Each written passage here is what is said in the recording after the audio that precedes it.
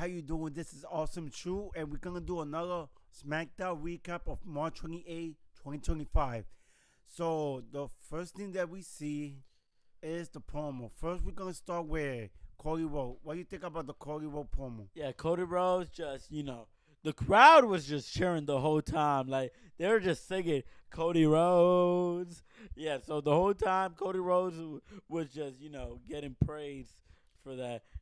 And out of nowhere, we see a theme song that I was kind of surprised. What you thought about it? Yeah, Randy Orton coming out, talking to Cody Rhodes, the history that they have and the legacy. And he was talking about how much he respects Cody Rhodes now, how he had to leave WWE to become bigger than he was. So it was cool building up Cody Rhodes and, Randy Orton, laughing because the crowd would not stop. He was like looking at the time. He's like, damn, y'all better waste some time for us. He was looking at the watch.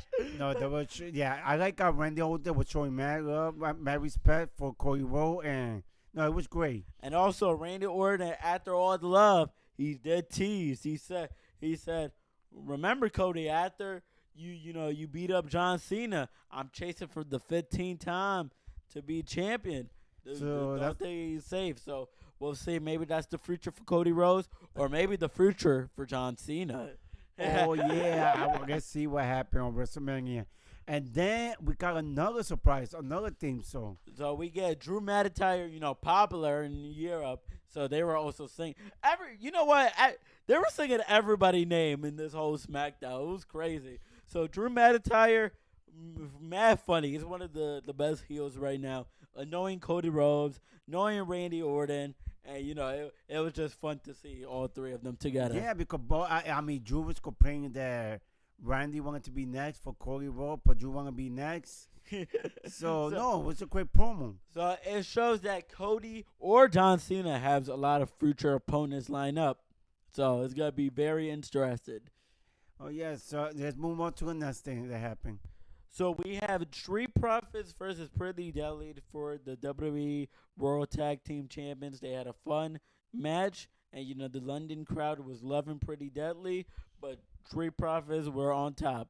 Yeah, Pretty Deadly even dressed like the flag of the United Kingdom. So at least it's how you look at the United Kingdom. But I don't know. For me, I think I found it kind of quick, the match. I thought it was gonna be a little bit longer since that for London, but Pretty Deadly did pretty good. I just found it. You might disagree. I just found it kind of short, the match. I didn't really. I don't know. I didn't see the time length of it, but I just thought they had a fun match regardless. No, it was a pretty fun match, and at least they got the chance to the match for the title match, but I don't know, I just wish it would be a little bit better though. And on the next segment, we have Selena Vega talking to Chelsea Green and the two bodyguard, and she was complaining how the only reason she lost because it was 3-against-1, which Selena is not lying. It was 3-against-1. So what do you thought about that? Yeah, so Selena Vega, talking trash to Chelsea Green and her little bodyguard. So it's mad funny. So Selena now got some backup, with Katana and Carmen. So it's getting a little more better for Selena and getting a little better chance for her to win the United States Championship. Yeah, so we have the tag team match that was building up in the promo. We have Katana and Carmen versus Piper Nevins and Alba Fire. And they had a pretty fun match. And Chelsea Green obviously interferes in the match. For some reason, Zelina Vega wasn't there to help, even though I was actually going to talk about it. How it's going to be 3-against-2, and they fighting for Zelina Vega, which I find it kind of funny. Katana. Yeah, if I was Katana, Chance, and Carmen, I would not be very happy. I'm like, Zelina, where you at? I thought we had some backup. So, and then I don't know where Zelina Vega decided to finally help her friend. And guess what happened? Since her friends already beat up, those three decided to beat up Selena. It's gonna be 3-against-1. Yeah, they didn't really make Selena the smartest person in the world. They kind of make her look a little dumb because like you just talk all this trash backstage and say I'm gonna come to help, and then the people that you're gonna come to help already got beat up. That you come to help them, and that you're gonna get beat up again. So, Yeah, I mean, you came with your tag team partner was already beat up. yeah, What do you think is gonna happen? 1 against 3, you're gonna get beat up too. So that was a dumb move. Like, yeah. Poor Zelina Vega. I don't know that. So yeah. another win for Chelsea. Hey, I'm not mad. So Well, but hopefully this is showing that maybe Zelina has a chance to win the championship because she keep getting beat up. or maybe not. Moving on to the next one. Damn, you mean?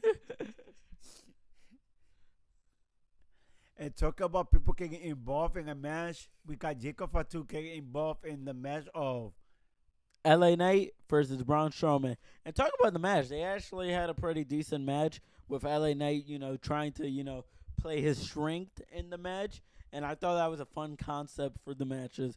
A lot of the matches have been fun in SmackDown. Then Jacob Fatu even made it more funner when destroying LA Knight, then destroying Braun Strowman, and Jacob Fatu not playing. I mean, we discussed about it in the preview. I think there was a chance that Jacob or maybe Solo was gonna interrupt, or it was only Jacob by himself, which I was kind of surprised. So now we got Jacob Fatu and Solo Sikoa with Tama Tonga.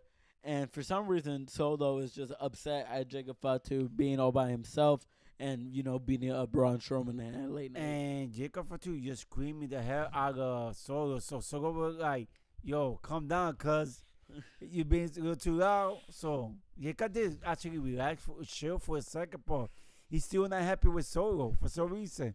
I know the reason. I don't know about some reason. I know the reason why. But the family though, the cuz you should not be that mad, but yeah, that's still not. I don't think it matters. I really don't think it matters. You cost my chance to win the United States Championship. I'm still gonna be upset. But he listens to Solo. He calmed down. So, well, Jacob Fatu basically said in the end that he's going for the United States Championship with you and without you. So he pointed at Tama Tonga when he said with you, and then he pointed to Solo to say without you. So it's very interesting. Yeah, they're about still that. having the issue in the backstage. So let's see what's gonna happen with this group because it's funny. And on the next segment, we have Naomi doing her promo as a heel this time. So what do you talk about that? I don't know. This Naomi is like very scary compared to what she used to do with Team Bad. This is like a crazy, she's like a crazy character. And she was crying, but in a bad way. It was some scary stuff. Like when she was crying, like look how she's looking at us right now in her soul. Like I mean, she was crying because she was being so mean. That she was crying because she didn't know how bad she was gonna be. And then she started getting like more violent. Talk about she's got beat up Jade Cargill. I don't know. This is one of the best storylines that's going on. I like how she mentioned Bianca because I'm pretty sure once she finishes the story with Jade Cargill, she's gonna start with Bianca because she did mention Bianca. Okay, right now I know you see Naomi being up on B-Fat, but on this match it was supposed to be Michi versus Charlotte Flair, but for some strange reason, B-Fat and Michi want to talk trash about Naomi with Jade Cargill. And I guess Naomi did not like that. Yeah, so I really can't blame Naomi in this situation. If you're going to talk trash about me behind my back, you're just going to get beat up. I feel like that's fair. Yeah, and B-Fat got the worst of it. I mean, I felt bad for Michi because she's supposed to fight Charlotte Flair, which is not an easy match. And after that, Jade Cargill came out of nowhere and started running after Naomi. But of course, Naomi too small. She just ran away. And Jade Cargill couldn't catch up. So Jade Cargill, after Naomi ran away, Jade Cargill decided to take B-Fat to the backstage. Yeah, that's basically everything that happened. Naomi just ran away, and Jade Cargill, being a good friend to B-Fab.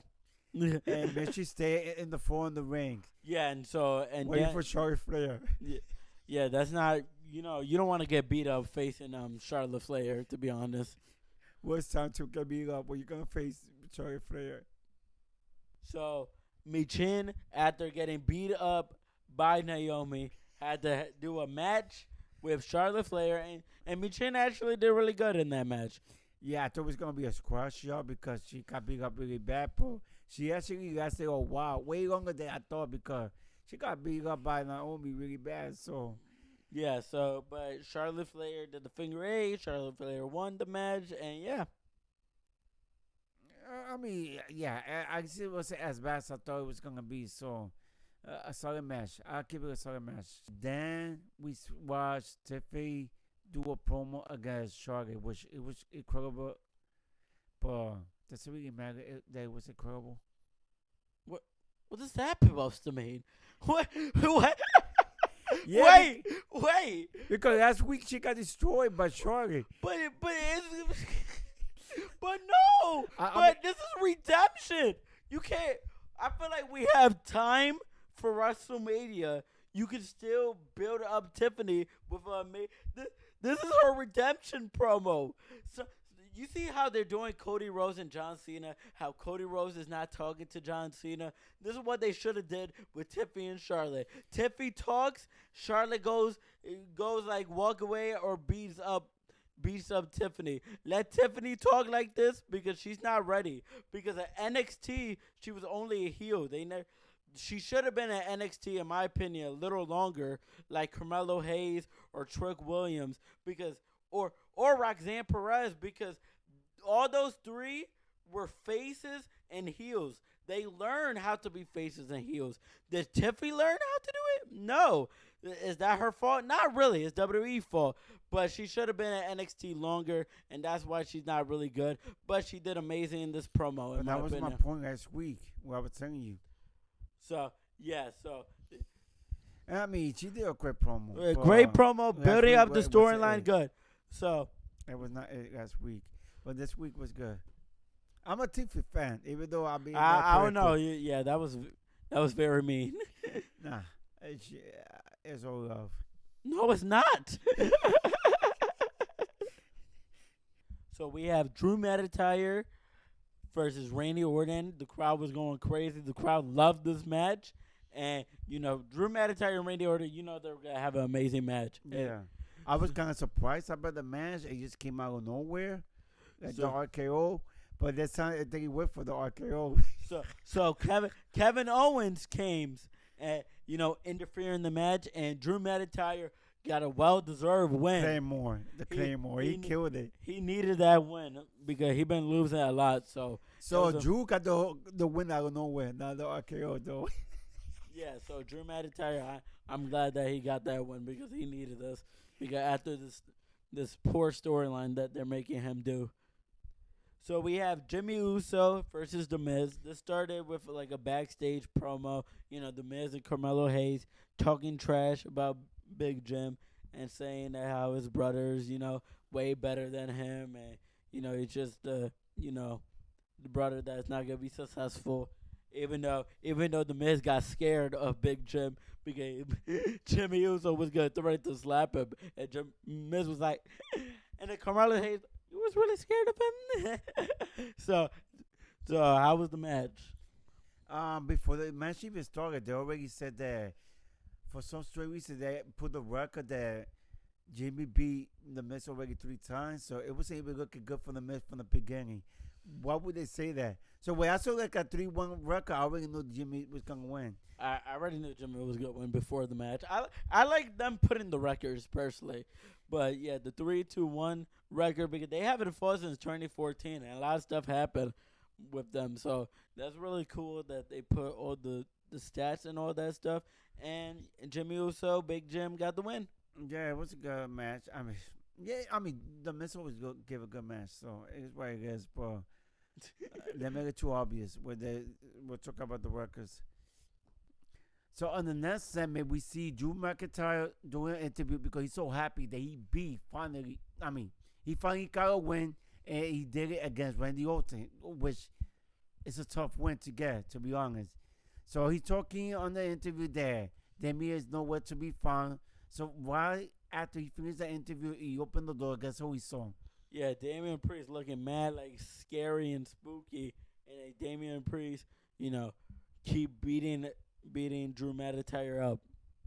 Which ended them fighting in somebody's poor car. Yeah, the poor dude is like, my car. car. Like, They destroy his car they really bad. destroyed his car. I felt bad for him. They kicked him out. And Damian Priest, for no reason, just choke slams him in the table. What the heck? Also, I think chokeslam Drew on the grass. But yeah, that's how it ended the segment.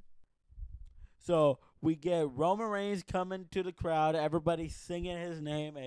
The OTC love everybody cheering his name. Paul Heyman's even singing, and everybody's getting excited, singing for the OTC. And then you know what happens? We have Seth Rollins coming in, and everybody's just singing his music. Like, this crowd are the best. Like, this crowd was singing everybody's wrestler music.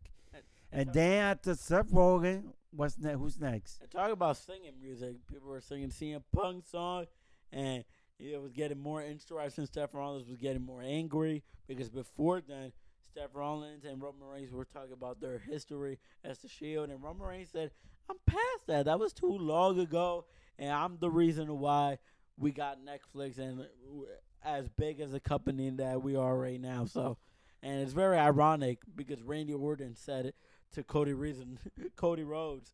That's the reason why we're doing successful. But, you know, a lot of people are making this company very successful right now. So. Everybody. And I love what happened on this ending with people want to find out what the hell is the favor. What do you think? So Cody Rhodes, right?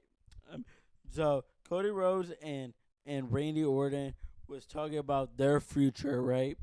So now CM Punk is talking about his future, and he's looking for, like, you know, a page, and then Roman's like, this page specifically right over here. And then Paul Heyman says, no, I know what you're looking for, and it's right over here.